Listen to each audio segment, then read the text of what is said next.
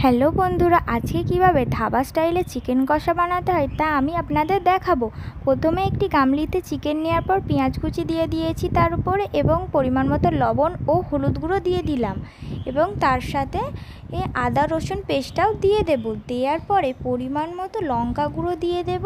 দেয়া হয়ে গেলে জিরা গুঁড়ো দিয়ে দেব, আর তার সাথে কি দেব, তার সাথে পরিমাণ মতো সরিষার তেল দিয়ে দেব।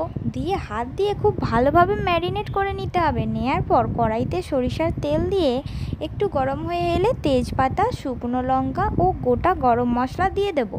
দিয়ে একটু ভাজা ভাজা করে নিয়ে ম্যারিনেট করে রাখা চিকেনটা ওর উপরে দিয়ে দেব। দেওয়ার পর ভালোভাবে তেলের সাথে কষিয়ে নিতে হবে। দেখুন বন্ধুরা, এইভাবে করলে কিন্তু খুবই টেস্টি হবে। একবার সবাই করে খেয়ে দেখবেন। এইভাবে কষতে হবে। কষা হয়ে গেলে একটু ঢাকা দিয়ে দেব। ঢাকাটা খুলে নিলে আবার কষতে হবে। দেখুন বন্ধুরা, কিভাবে লাল লাল ঝাল ঝাল হয়ে এসেছে, সবাই চেটে পুটে খেতে পারবে। এর উপরে টমেটো কুচি দিয়ে দিলাম। দেয়া হয়ে গেলে ভালোভাবে কষছি, কিন্তু কষার পর অল্প পরিমাণে জল দেবো, কেননা চিকেনটা যেহেতু কষা হবে, সিদ্ধ হওয়ার মতো অল্প জল দিলেই হবে। তারপর ভালোভাবে কষতে হবে। কষা হয়ে গেলে তারপর গুঁড়ো গরম মশলা দিয়ে দেব, তার উপর ছড়িয়ে দেব।